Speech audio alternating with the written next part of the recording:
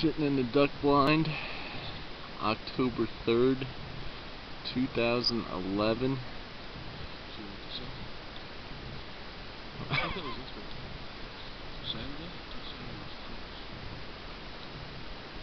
Well, we might have our dates mixed up, but whatever. Oh. October 2nd, got dodo duck out there. Sun's about to rise. Got Dave, Bud at the age of 1, still learning what the hell to do. Sully at the age of 35, still trying to learn what the hell to do.